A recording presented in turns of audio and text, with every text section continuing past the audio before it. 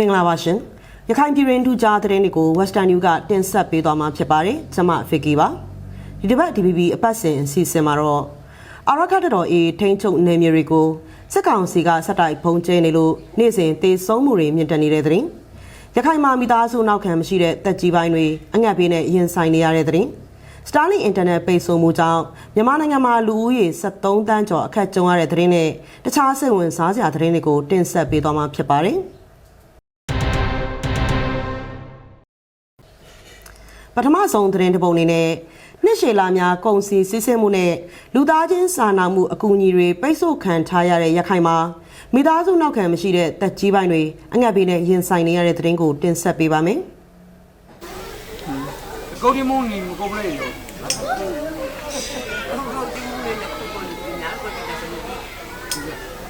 ရခိုင်ပြည်မှာစစ်ကောင်စီနဲ့အာရခတ်တော်အေးကြားတကြောပြန်တိုက်ပွဲတွေစတင်ခဲ့တဲ့ပြီးခဲ့တဲ့2023ခုနှစ်နိုဝင်ဘာလကစပြီး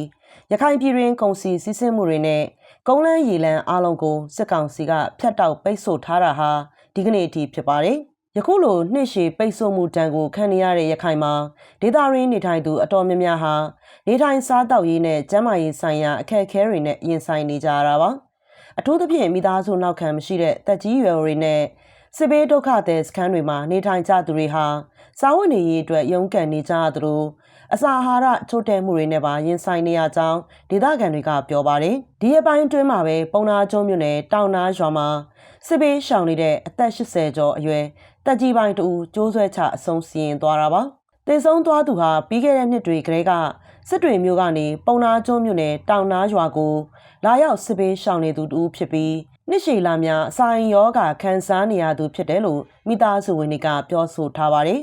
စစ်ကောင်စီဟာရခိုင်ဒေသအတွင်းကိုပြည်သူတွေရဲ့အဓိကလိုအပ်ချက်ဖြစ်တဲ့ဈေးဝါးနဲ့အခြေခံစားတောက်ကုန်စီးဆင်းမှုတွေကိုပိတ်ဆို့ထားရုံနဲ့မကဘဲလူသားချင်းစာနာမှုဆိုင်ရာအကူအညီအားလုံးကိုလည်းပိတ်ဆို့ထားတာဖြစ်ပါတယ်အခုလိုပိတ်ဆို့မှုတွေကြောင့်ရခိုင်ဒေသအတွင်းမှာရှိတဲ့ပြည်သူတွေဟာ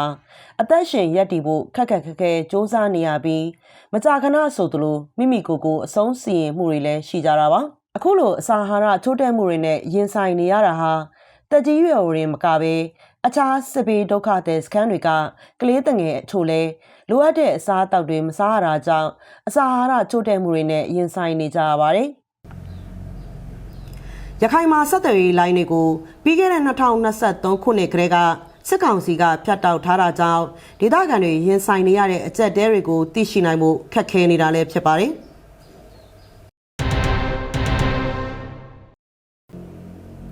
စစ်ကောင်စီကအေးထိန်းချုပ်ထားတဲ့မြို့နယ်တွေကိုလေကြောင်းကနေစတိုက်ပုံကျဲနေတာကြောင့်အရသားထိခိုက်သေးဆုံးမှုများလာတဲ့တဲ့ရင်ကိုတင်ဆက်ပေးပါမယ်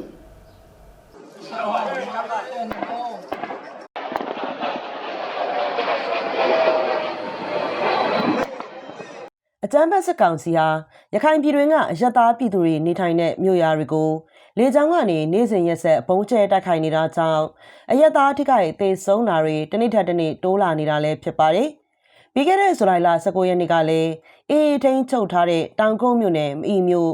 တန်ရွဲမြို့ပေါ်နဲ့ပုံနာကျုံမြို့နယ်အတွင်းကကျေးရွာတွေကိုအကြမ်းဖက်စစ်ကောင်စီကလေကြောင်းပုံကျဲတိုက်ခိုက်ခဲ့တာပါ။အခုလိုပုံကျဲတိုက်ခိုက်မှုကြောင့်အဲ့ဒီနေ့တရက်တည်းမှာပဲအရက်သားပြည်သူ9ဦးသေဆုံးပြီးကလေးတငယ်နဲ့တန်ကားတော်အပါဝင်29ဦးအထိပြင်းထန်ဒဏ်ရာရရှိခဲ့တာလည်းဖြစ်ပါတယ်။တစ်ဆက်တည်းမှာပဲဇူလိုင်လ20ရက်နေ့မှာကြောက်တော်မြို့နယ်နဲ့မြောက်ဦးမြို့နယ်တွေကကျေးရွာတချို့ကိုအကြမ်းဖက်စစ်ကောင်စီက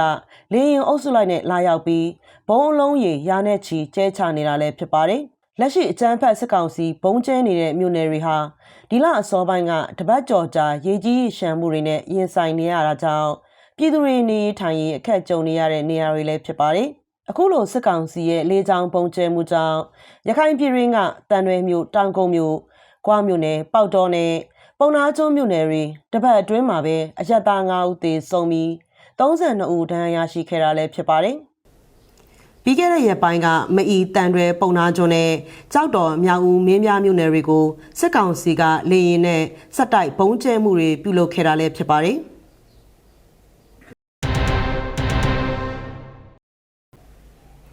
မြောက်ပိုင်းညီနောင်မဟာမိတ်3ဖွဲ့ကိုစစ်ကောင်ဆောင်ရဲ့ရက်တရာငြိမ်းချမ်းရေးဖိတ်ခေါ်မှုမှာအေးပါဝင်နိုင်အောင်စစ်ကောင်စီကြိုးပမ်းနေတဲ့သတင်းကိုတင်ဆက်ပေးပါမယ်။ဒီသတင်းကို Western News သတင်းတော်တို့ကပေးပို့ထားပါတယ်။ အချမ်းဘတ်စစ်ကောင်စီရဲ့အမျိုးသားစေလုံးညီညွတ်ရေးနဲ့ငင်းချမ်းရေးဖော်ဆောင်မှုညှိနှိုင်းရေးကော်မတီ NSPNC နဲ့မြောက်ပိုင်းညီနောင်သုံးဖော်ဖွဲ့ဝင်တအောင်မျိုးသားလွတ်မြောက်ရေးတပ်မတော် TNL တို့ဟာပြီးခဲ့တဲ့ဇူလိုင်လ19ရက်နေ့ကနေပြည်တော်မှာတွေ့ဆုံဆွေးနွေးခဲ့ကြပါတယ်။အဲ့ဒီဆွေးနွေးပွဲမှာ NSPNC ဘက်ကဥက္ကဋ္ဌဗိုလ်ချုပ်ကြီးရာပြေးကဦးဆောင်ခဲ့ပြီး TNL ဘက်ကတော့ဒုဥက္ကဋ္ဌဒုဗိုလ်ချုပ်ကြီးတာကျုပ်ကြားဦးဆောင်တက်ရောက်ခဲ့တာပါ။ TNL ဘက်ကလက်ရှိထိန်းချုပ်ထားတဲ့တအန်းဒေသတွေကိုတအန်းပြည်နယ်ဖြစ်တရားဝင်တိမှပြုပေးဖို့တောင်းဆိုခဲ့တယ်လို့ဒေသတွင်းတည်ငြိမ်ရေးကျန်းမာရေးနဲ့စီးပွားရေးဆိုင်ရာကိစ္စရပ်များကိုဆွေးနွေးခဲ့ကြတာဖြစ်ပါတယ်။စစ်ကောင်စီအနေနဲ့ TNL နဲ့အခုလိုတွေ့ဆုံဆွေးနွေးတာဟာမြောက်ပိုင်းညီနောင်မဟာမိတ်သုံးဖွဲ့ကိုသွေးခွေးရှင်တဲ့သဘောရှိတယ်လို့စီးရေးလေးလာသုံးသပ်သူတို့ကပြောပါတယ်။ ဒါစက်ကောက်ပြီးနည်းနည်းတော့သူတို့မှာတော့ခွေးပြီးတော့အုပ်ချုပ်တဲ့နေရာတော့သူတို့ခေတ်စစ်ပါပဲဒီတော်တော်လေးပဲလက်ရှိညီနောင်မိုင်းပုံပေါ်မှာတရုတ်ရဲ့ပိုးလာတရားမှုအားလည်းသူတို့အရေးပါတယ်ဆက်မှာပါတယ်လို့ပြောရတယ်အဲ့မှာဒီ PNL နဲ့အမေဒီနဲ့ပုံမှာပိုးလာသွားမှုတွေပုံတယ်နဲ့ဒီပုံမှာပိုးလာသွားမှုတွေပုံတယ်လို့သူတို့ကအဲ့ဒါကြောင့်ဒီသုံးပြရတော့သူတို့တိုင်ဝမ်ကိုရေးရလမ်းကြောင်းကိုပြန်မတွေ့ရဘူး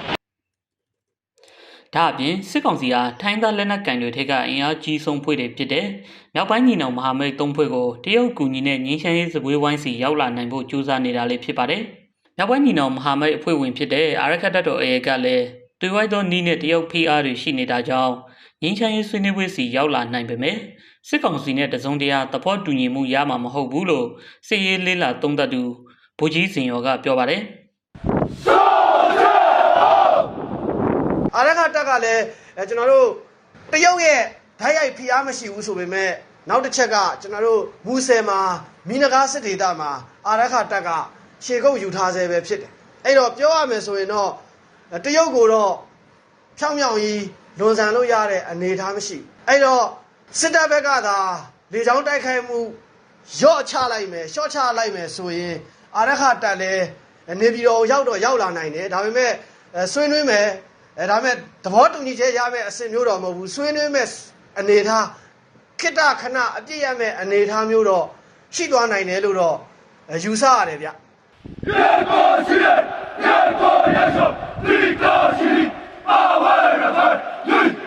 ဒါအပြင်စစ်ကောင်စီကမြောက်ပိုင်းညီနောင်သုံးဖွဲ့ထက်ကတဖွဲ့ဖြစ်တဲ့အာရခတ်တပ်တော်ထိန်းချုပ်နေမြေတွေကိုလေကြောင်းကနေဇက်တိုက်ပုံကျင်းနေတယ်လို့အနည်းဆုံးစစ်မျက်နှာ9ခုလောက်မှလည်းမြေပြင်ကနေထိုးစစ်ဆင်တိုက်ခိုက်နေတာဖြစ်ပါတယ်။အခုလိုရသပြည်သူတွေကိုဥတေဘုံကျဲပြီးတော့ငင်းချမ်းရေးခေါ်ဆောင်နေတဲ့စစ်ကောင်စီကိုပေးစရာကြည်စံပဲရှိတယ်လို့အာရခတ်တပ်တော်ပြောခွင့်ရဦးခိုင်ဒုက္ခကသတင်းဌာနတွေကိုပြောဆိုထားတာရှိပါတယ်။ဒါအပြင်စစ်ကောင်စီရဲ့ရဲတရားအတွင်းငင်းချမ်းရေးဖိတ်ကိုတွစ်ဆုံနေတာဟာအပြောနဲ့လှုပ်ထပ်တူကြမှုဘလောက်ရှိနေတယ်လဲဆိုတာမေးခွန်းထုတ်စရာဖြစ်တယ်လို့လည်းဘက်ကပြောဆိုထားပါတယ်။အာရခတ်တပ်တော်ပါဝင်တဲ့မြောက်ပိုင်းညီနောင်မဟာမိတ်သုံးဖွဲ့တွေကတအန်းမျိုးသားလွတ်မြောက်ရေးတပ်မတော်နဲ့ကိုကန့်တပ်တို့ဟာ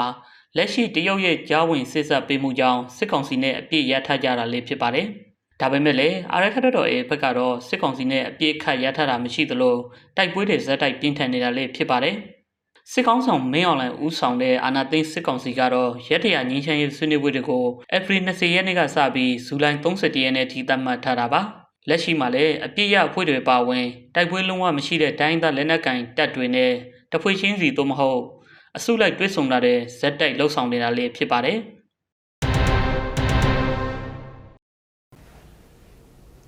ရေဘေးသင့်ရခိုင်ဒေသခံတွေအတွက် NUG ကကျပ်သိန်း900ကျော်ကနဦးထောက်ပံ့လိုက်တဲ့သတင်းကိုတင်ဆက်ပေးပါမယ်။ရခိုင်ပြည်မှာရေကြီးရေရှမ်းမှုတွေကြောင့်ဒုက္ခရောက်နေကြတဲ့ဒေသခံပြည်သူတွေအတွက်အမျိုးသားညီညွတ်ရေးဆိုရ NUG က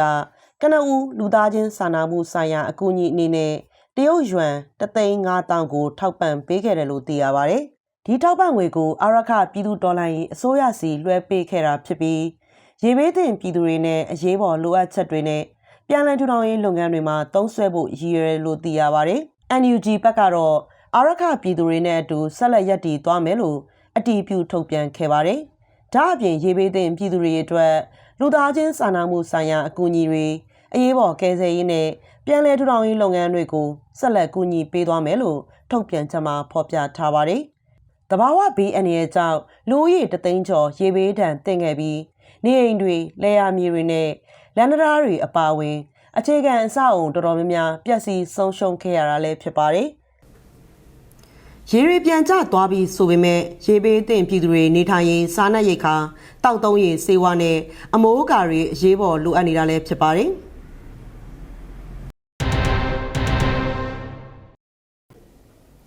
ဆိုင်ဘာဂိုင်းတွေကိုနှိမ်နေတဲ့ Starlink ရဲ့အလုံးစုံလွှမ်းခြုံပြတ်တောက်မှုကြောင့်မြန်မာပြည်သူ73တန်းကျော်အသက်သွေးကြောပြတ်တောက်နေရတယ်လို့ CSO တွေပြောဆိုလိုက်တဲ့သတင်းကိုတင်ဆက်ပေးပါမယ်။မြန်မာနိုင်ငံအတွင်းရှိ Cyber လိမ်လည်မှု Cyber Scam ရာဇဝတ်ဂိုင်းတွေကိုနှိမ်နင်းဖို့ကြိုးပမ်းမှုမှာ Starlink ဂျိုဒိုအင်တာနက်ကိုအလုံးစုံပိတ်ဆို့တဲ့မူဝါဒကြောင့်အယက်သားပြည်သူတန်းတဲ့ချီအတွက်သေရှင်ရေးတမျှအရေးပါတဲ့ဆက်သွယ်ရေးလိုင်းတွေမရည်ရွယ်ပဲပြတ်တောက်နေရတယ်လို့မြန်မာနိုင်ငံမှာရှိတဲ့အရက်ဖက်အဖွဲ့အစည်းတွေနဲ့ဒီမိုကရေစီအင်အားစုတွေကအပြင်းထန်သတိပေးတောင်းဆိုလိုက်ပါတယ်။လူသားချင်းစာနာမှုဆိုင်ရာအဖွဲ့အစည်းတွေအရက်ဖက်လူမှုအဖွဲ့အစည်းတွေနဲ့ဒီမိုကရေစီအင်အား200ကျော်ပူးပေါင်းပြီး SpaceX ကုမ္ပဏီနဲ့ American အစိုးရစီကိုပူးတွဲထုတ်ပြန်ချက်တရက်ဒီနေ့မှာပေးပို့တောင်းဆိုလိုက်တာဖြစ်ပါတယ်။ SpaceX အနေနဲ့လူကုန်ကူးမှုကျွန်ပြုမှုတွေနဲ့ဒေါ်လာဘီလီယံနဲ့ချီပြီးခိုးယူနေတဲ့ရာဇဝတ်ဂိုင်းတွေရဲ့ digital အခြေခံအဆောက်အအုံတွေကိုဖျက်တောက်မဲ့ရည်ရွယ်ချက်ကိုအပြည့်အဝထောက်ခံတယ်လို့ပြောပါတယ်။ဒါ့အပြင် Starlink ပိတ်ဆို့ခံရမှုကြောင့်ကျန်းမာရေးနဲ့ကယ်ဆယ်ရေးပြည်သူလူထုဘေးကင်းလုံခြုံရေးကြားကာလပညာရေးလူ့ခွင့်ရေးနဲ့မီဒီယာစတဲ့ပြည်သူလူထုအတွက်မရှိမဖြစ်လိုအပ်တဲ့အပိုင်းတွေမှာကြီးမားတဲ့ဘေးထွက်ဆိုးကျိုးတွေကြုံတွေ့နေရတယ်လို့တောင်းဆိုချက်မှာဖော်ပြထားပါတယ်။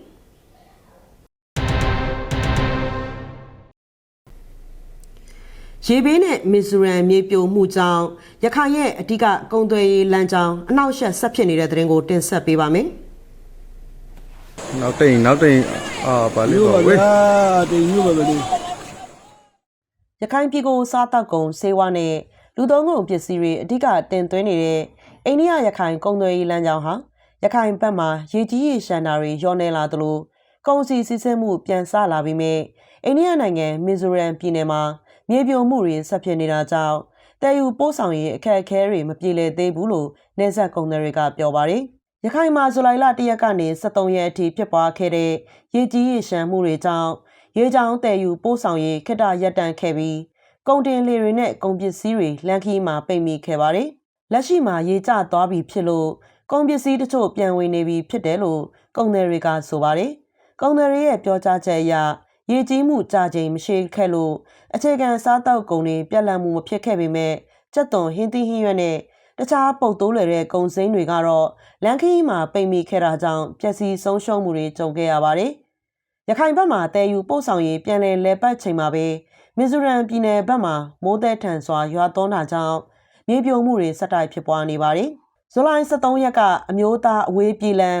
NH54 ရဲ့လောင်တလိုင်းဆိုင်းဟာလမ်းပိုင်းမှာမြေပြိုမှုဖြစ်ပြီးကုန်တင်ကားတွေနဲ့ခီးသွား200ကျော်ပိတ်မိခဲ့တယ်လို့နေဆက်ကုန်တွေကပြောပါတယ်။ဒါအပြင်ဇူလိုင်လ17ရက်ကလည်းလောင်တလိုင်းမြို့နယ်တပ်ပုချေကျေးရွာမှာကမ်းပါပြိုကျမှုကြောင့်ရခိုင်ကုန်သည်တွေရဲ့ကုန်ပစ္စည်းတိုးလောင်ရုံတချို့ပျက်စီးခဲ့ပြီးကုန်ပစ္စည်းတွေဆုံးရှုံးခဲ့ရတယ်လို့သိရပါတယ်။ရခိုင်ပြည်မှာ2023ခုနှစ်ကစပြီးတိုက်ပွဲတွေကြောင့်ပြည်တွင်းကုန်သွယ်ရေးလမ်းကြောင်းကန့်သက်ခံထားရပြီးနောက်အိန္ဒိယနိုင်ငံမီဇိုရမ်ပြည်နယ်ကိုဖြတ်တန်းတဲ့လမ်းကြောင်းဟာစားတောက်ကုန်ဆေးဝါးနဲ့73စီတွေတင်ပို့ရာအဓိကလမ်းကြောင်းအဖြစ်အသုံးပြုနေရတာလည်းဖြစ်ပါတယ်။